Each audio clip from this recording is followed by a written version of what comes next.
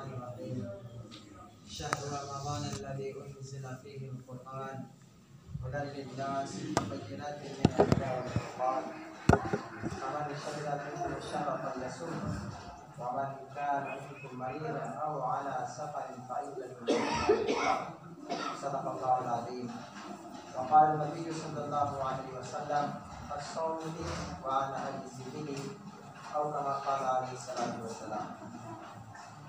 मेरे मोहतरम बुजुर्गों और दोस्तों, अल्लाह तबारक व तआला का बहुत बड़ा शुक्र है कि अल्लाह तबारक व तआला ने हम सबको इतनी कमजोरियों के बावजूद भी इतनी सारी नेमतों से नवाजा है और लाखों दरूद सलाम हो उस नबी उम्मी पर जिनकी दुआएं नीम शबी की वजह से आज हम सब इस दुनिया में सांस ले रहे हैं।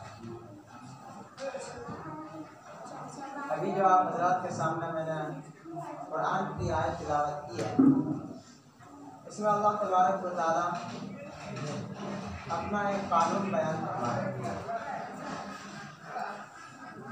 दुनिया में भी कानून बनते हैं, दुनिया में भी कानून साज है और उस कानून पर अमल करने की जो है सख्ती के साथ अहकामात जारी करते हैं और अगर उन कानून पर अमल नहीं कोई करता है तो उसके लिए सज़ा भी मुकर्रर करता है।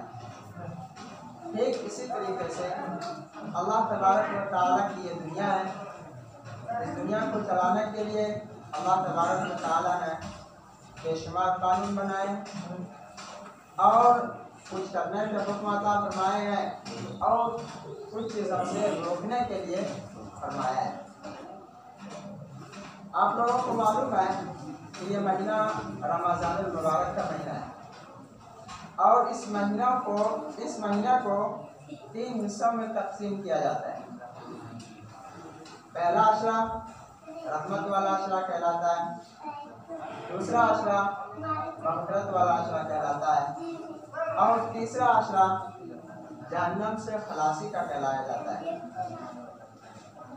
और आप लोगों को ये भी मालूम होगा कि आज रमज़ानुल मुबारक की 10वीं तारीख है, यानी पहला अशरा हमसे निकलने ही जा रहा है और इसके बाद दूसरा आ जाएगा और तीसरे अशरे में हम ईद के सामान खरीदेंगे। मालूम ये होगा हमारे पास सिर्फ बीच वाला अशरा है जिसमें हम कुछ कमा सकते हैं।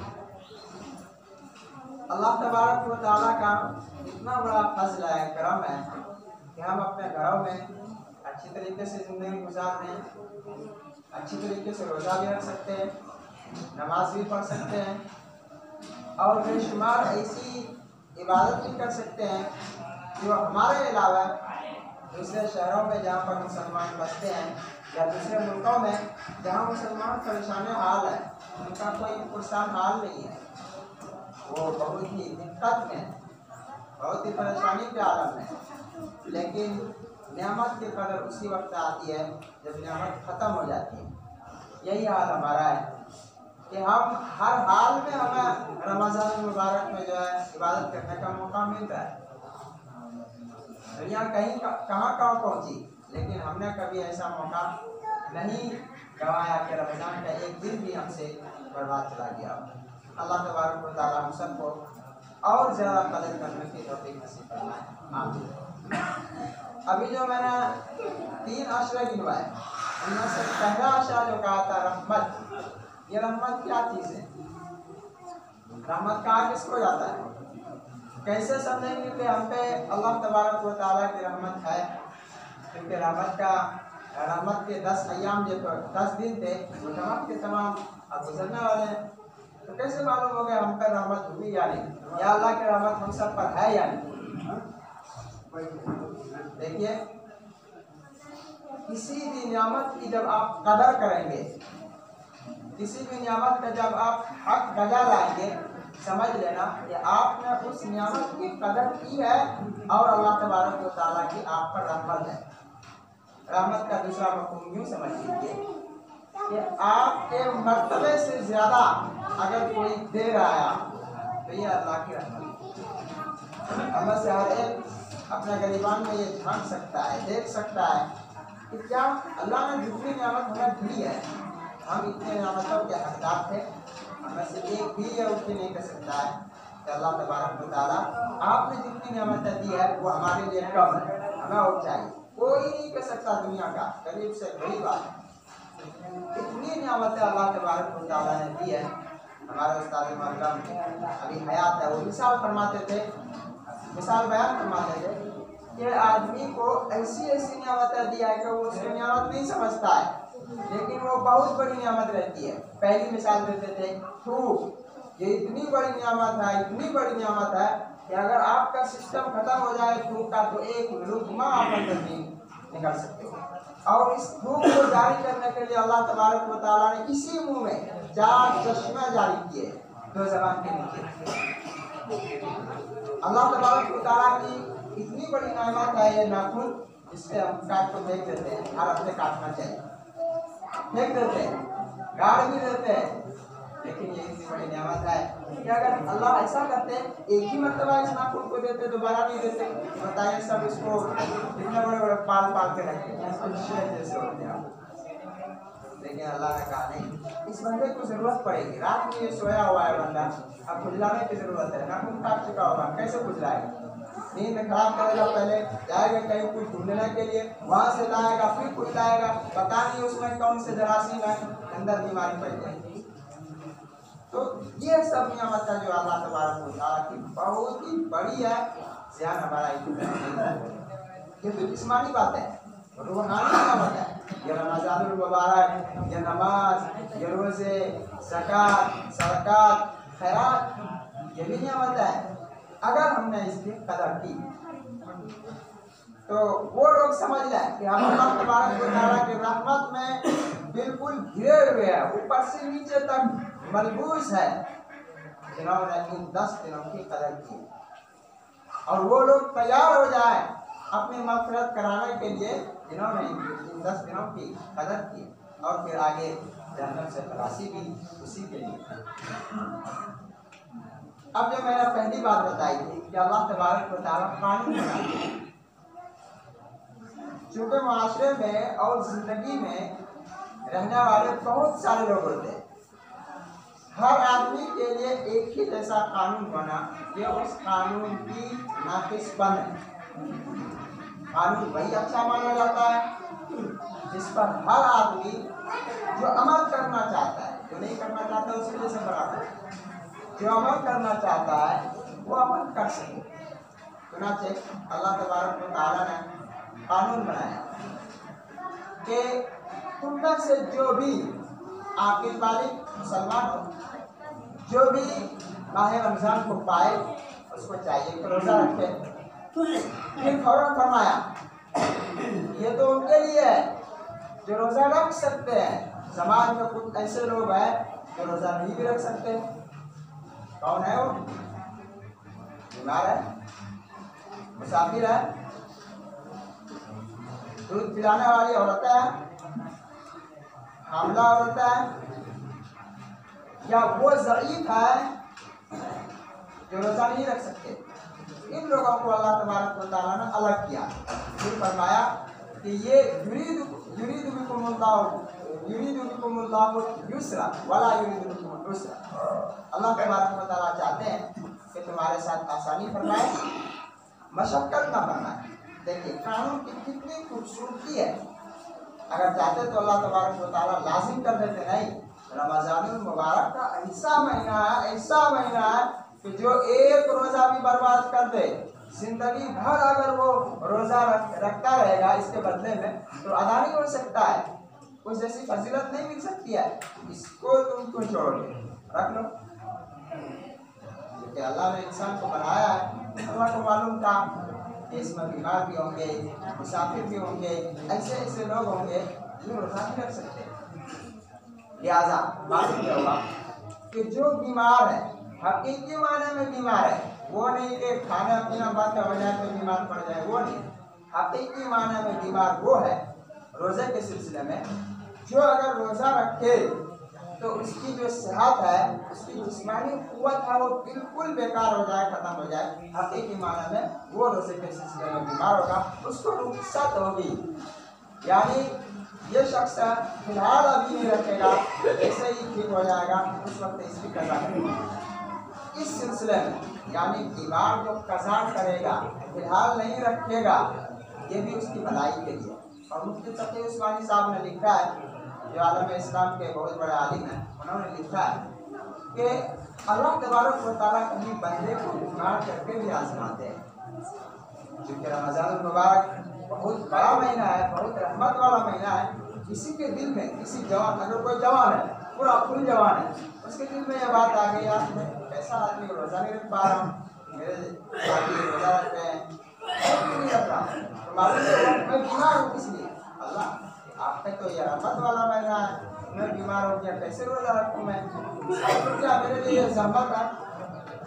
ये देखना चाह रहे कि अल्लाह तबारक व तआला इस बंदे का दिल की कैफियत देखूं, ये क्या चाह रहे हैं। हाँ, अगर ये कैफियत है कि बीमारी भी अल्लाह की तरफ से है, रमज़ान मुबारक भी अल्लाह की तरफ से है, अल्लाह ने यह हुक्म दिया है कि बीमारी में रोज़ा नहीं रख सकते हो तो नहीं रखो, बाद में कैसा करेंगे?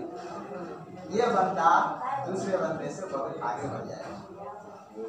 लिखा है कि जो शख्स बैठ के नमाज पढ़ सकता है, खड़े होकर नहीं पढ़ सकता है, फिर भी वो खड़े होकर नमाज पढ़ रहा है, तो अपने ऊपर जुल्म कर रहा है। अल्लाह ने आपके जिस्म में इतनी कुव्वत दी है कि आप जहाँ तक आपके जिस्म में ताकत है वहाँ तक आप कोशिश कर रहे हैं, लेकिन नहीं बैठ पा रहे, नहीं खड़े हो पा रहे, तो बैठ जाइए। मसला है ना कि अगर कोई नमाज खड़ा होकर पढ़ रहा हो, ताकत नहीं है तो बैठ जाइए, उसी में बैठ जाइए, नमाज में ही बैठ जाइए। तो मालूम ये हुआ कि जो लोग रोजा नहीं रख पाते हैं अल्लाह को हाजिर नाजिर रख के, इसे बीमारी की वजह से, सफर की वजह से, दूध पिलाने की वजह से, हामला औरत है उसकी वजह से, या तो बिल्कुल ज़ाइफ हो चुके हैं, उसके लिए रोजा सरे दस्त नहीं है, वो बात में उसकी कज़ा करें। अब लोग क्या करते हैं, चूँकि देख लेते हैं इन लोगों के लिए रुखसत है, छोटी छोटी बीमारी को लेके रोजा करना नहीं, उनके लिए है कि अगर पूरी जिंदगी वो रोजा रखेंगे तो रमजान मुबारक का सवाब नहीं हासिल कर सकता। तो ये लोग जिनका अभी मैंने नाम दिया, कुछ इनमें से वो है जो सेहतियाब हो जाते हैं। सेहतियाब है, ठीक हो गया तो वो कज़ा रखेगा। और कुछ लोग ऐसे हैं जो जानबूझ के रोजा तोड़ देते हैं, उसके लिए क्या है, उसके लिए कफ़ारा है। नबी पाक सल्लल्लाहु अलैहि वसल्लम के ज़माना में एक साहबी है, अल्लाह के रसूल मैं तो हलाक हो गया, मेरी तो बर्बादी हो गई। फरमाया क्या हुआ? कहा मैंने अपनी बीवी से सोहबत कर लिया। साहबी ने साफ फरमाया कि मैंने बीवी से सोहबत कर लिया और आपको मालूम है कि रोजा टूट जाता है सोहबत से, तो आप बढ़ा दीजिए। कहा कि जाओ एक गुलाम आज़ाद करो, रोजे का कफ़ारा ये एक गुलाम आज़ाद करो। कहा गुलाम मेरे पास कुछ नहीं, ना पैसा है, कुछ नहीं, तो कुछ नहीं कर सकते। कहा जाओ 60 दिन के मुसलसल रोजे रखो, अगर एक भी छोड़ गया तो दोबारा फिर। हज़रत एक रोजा रखने में तो ये हो गया, अब 60 रखूंगा तो पता नहीं कितने मरतबा होगा, ये भी नहीं हो सकता मेरे से। अच्छा एक काम करो, 60 मिसरानों को खाना खिलाओ। कहा हज़रत सबसे बड़ा फकीर तो मैं हूँ, 60 को क्या खिलाऊंगा, अपना खाना की बिगड़ नहीं है। काफी का बैठ जाइए। जैसे ही बैठे कुछ देर के बाद एक दूसरे आदमी तशरीफ लाए और उन्होंने खजूर भर के एक थाल लाई और उस थाल में खजूर भरी हुई थी। अल्लाह के नबी सल्लल्लाहु अलैहि वसल्लम ने फरमाया कि रोजा तोड़ने वाले ये लोग और जाके गरीबों में तकसीम कर दो। तो उसने फौरन बरदस्ता ये कहा कि अल्लाह के नबी, ये जो वादी है इस वादी में मुझसे गरीब कोई आदमी नहीं है, लिहाजा इसका सबसे ज्यादा मैं हकदार हूँ। अल्लाह के नबी सल्लल्लाहु अलैहि वसल्लम मुस्कुराए, कहा जाओ इसको अपना ये तो एक हदीस थी और ये हदीस सिर्फ इसी आदमी के लिए था, ये कंसेशन, यानी कि तीनों चीजों से बच गए, ऊपर से खा भी लिया और तमाम के तमाम और उसका फड़ा भी नहीं पड़ा। लेकिन इसे एक मसला निकला, आती दुनिया तक, रहती दुनिया तक जितने लोग भी रोजा जान तोड़ देगा तो उसके लिए कफ़ारा लाजिम होगा। कज़ा तो करना ही है लेकिन कफ़ारा लाजिम है। एक अहम मसला ये है कि रोजा न रखना इतना जुर्म नहीं है जितना रोजा रख के तोड़ देना। लिहाजा रोजा तोड़ दिया अगर किसी ने तो उसके लिए कफारा है, ये बहुत ही सख्त सजा भी है और लोगों के लिए इज्जत भी है। कफारा क्या है? 60 दिन मुसलसल रोजा रखना या फिर इसी तरीके से 8 मिस्किनों को खाना खिलाना और गुलाम आज बनाना। एक इसी में एक मुख्तसर सी बात है, एक होता है खा पी कर रोजा तोड़ देना, एक होता है बीवी के साथ सोहबत करके रोजा तोड़ना, दोनों में फर्क है।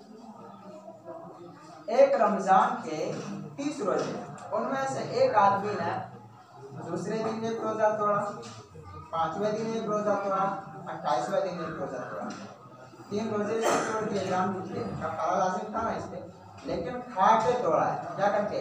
खा करके। अब रमजान के बाद इसके दिल में ये बात आई कि मैं इसका कफारा अदा करूं, तो क्या ये शख्स 3 कफारे अदा करेंगे या एक? जवाब ये है ये शख्स सिर्फ एक कफारा अदा करेगा, यानी 60 दिनों के या तो सिर्फ रोजे रखेंगे या सिर्फ 60 दिनों को खाना खाएंगे। अब इसी को लीजिए, इस शख्स ने जो तारीख मैंने बताई थी 5 में बीवी के साथ सोहबत की, फिर दूसरे दिन सोहबत की, तीसरे दिन सोहबत की, तो ये शख्स जो सोहबत करके जो रोजा तोड़ रहा है, इसका जो है अलग अलग अगर रमजानों में किया है इसने, तो हर एक को अलग अलग देना पड़ेगा। और रोजे में ऐसा नहीं, रोजे में वो इतना हिसाब तक अगर तोड़ दिया है तो सबका एक ही कफारा लाजिम हो जाएगा, काफी हो जाएगा। लेकिन जिमा करके सोहबत करके अलग अलग कफारा इन पर लाजिम होगा। अल्लाह तबारक व तआला से दुआ है, अल्लाह तबारक व तआला